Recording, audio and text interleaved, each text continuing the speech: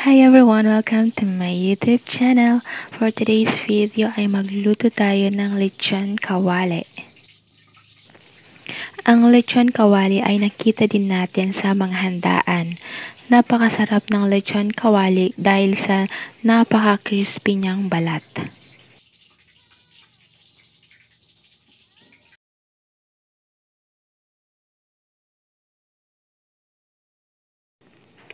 Ito guys ang ating mga ingredients.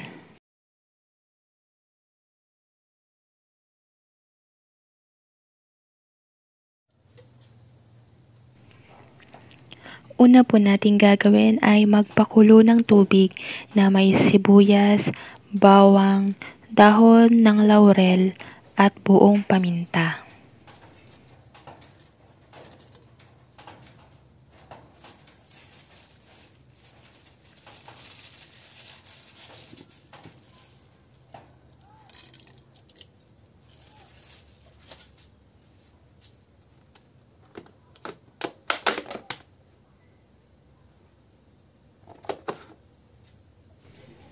Lagyan din natin ito ng asin at takpan na natin hanggang sa kumulo.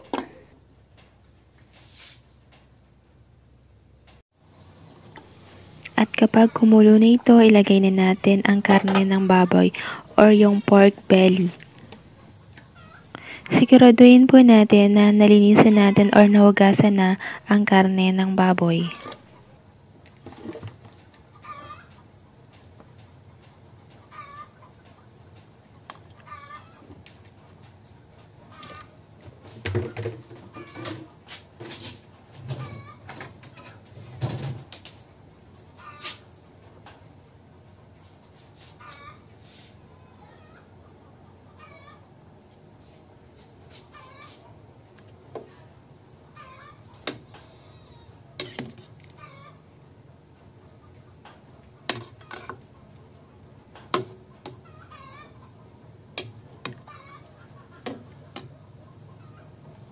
Ayan, pakuluan po natin ito ng 1 oras. Takpan na po natin para mas mabilis kumulo.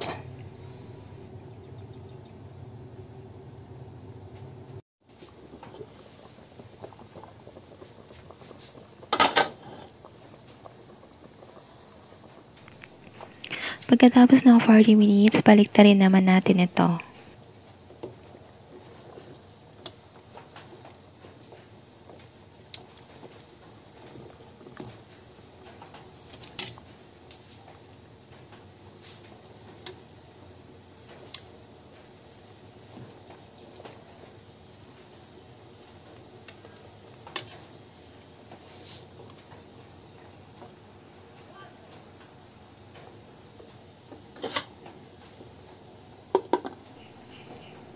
Takpan natin at ipagpatuloy natin ang pagpapakulo.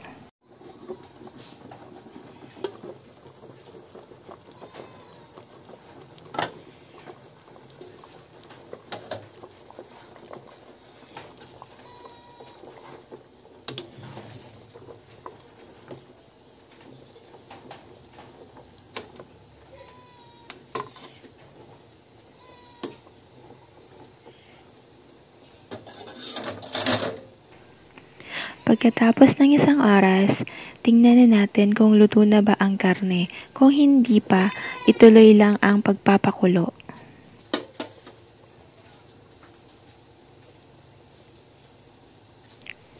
At kapag malambot na ang karne, hanguin na natin ito. Palamigin natin ang karne at kapag malamig na ito, tusok-tusokin natin ng toothpick or ng tinidor. Gamit ko dito ay barbecue stick.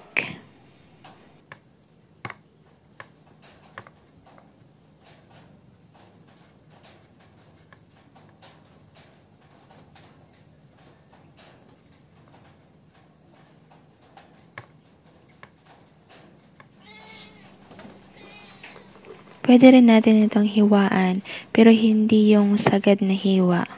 Para lang, pag naglagay tayo ng suka, ay ma-absorb agad ito.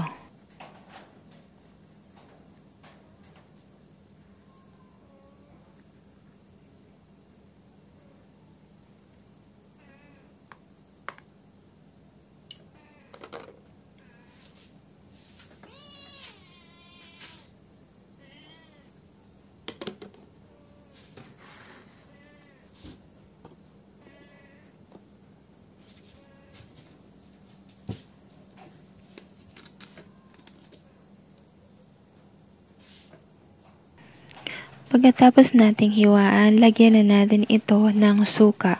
Paunti-unti lang ang paglagay. Lalagyan po natin lahat ng side.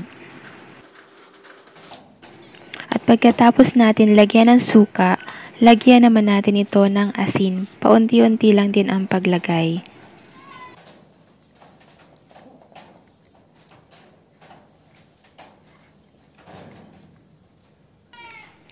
Ayan, tapos na tayo maglagay ng suka at asin.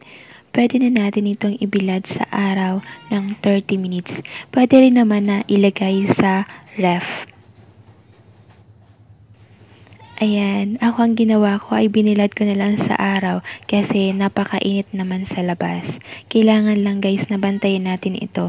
Baka kainin ng pusa or dapuan ng langaw. Ayan, baliktarin din natin para mainitan din naman yung kabilang side. Ayan, pagkatapos nating ibilad sa araw ang karne, pwede na natin itong i-deep fry. Ayan, maglagay na lang tayo ng mantika sa ating pagpiprituhan.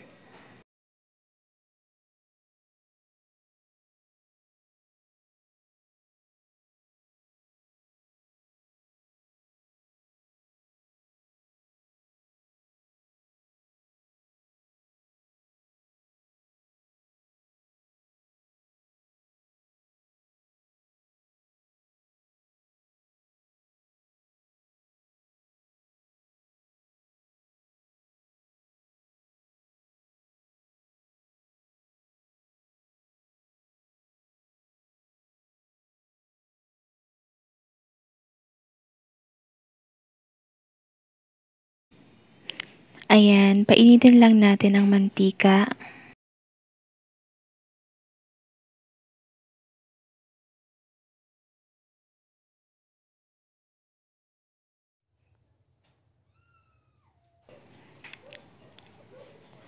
At kapag mainit na ang mantika, pwede na natin ilagay ang karne. Dahan-dahan lang guys sa paglagay, baka tumalsik ang mantika.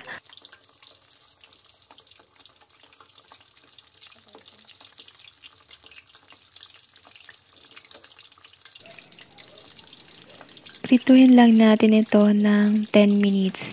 Or kung malaki masyado ang piniprito nyo, pwede nyong dagdagan ang minutes ng pagpiprito.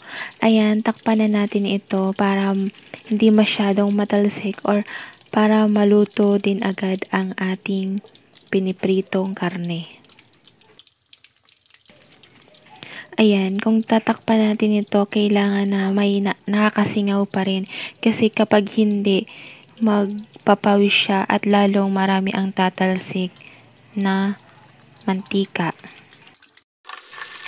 Ayan, baliktarin lang natin ito.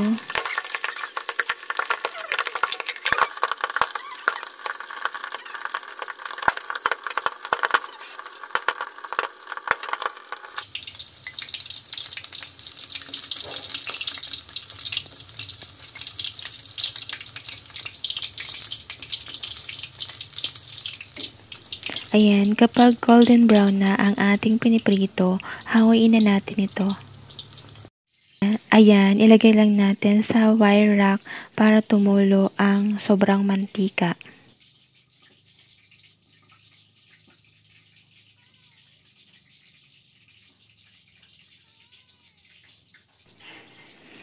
Ayan, kapag hindi nito masyadong mainit, pwede na natin itong i-chop. Ayan, i-chop na natin.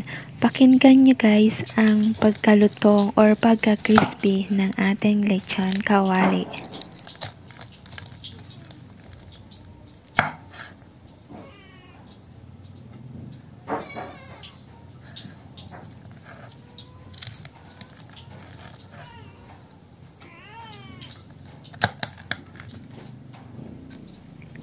Ayan, tikman na natin.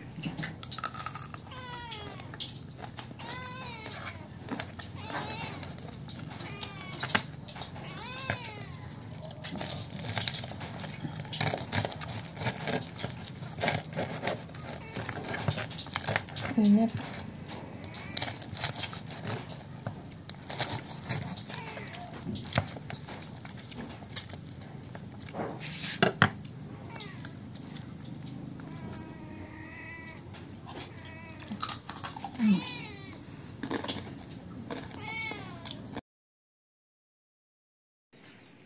Ayan, gawa tayo guys ng sausawan. Maghiwala ng sibuyas at lagyan ito ng toyo. Lagyan din natin ito ng suka.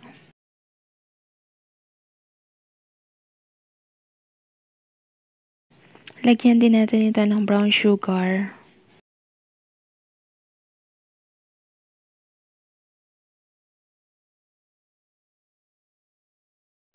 At pwede rin natin ito lagyan ng chop na pipino kung mayroon kayong available dyan. Ayan, haluin lang natin ito guys.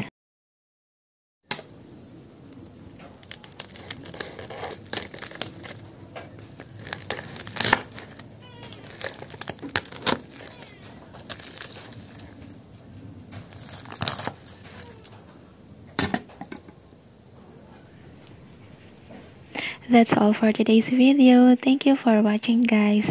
Don't forget to like, share, and subscribe. And pag-click na rin po ang notification bell for more updates. Thank you and God bless. Ayan, pakinggan nyo na lang ulit guys ang crispiness ng ating lechon kawali.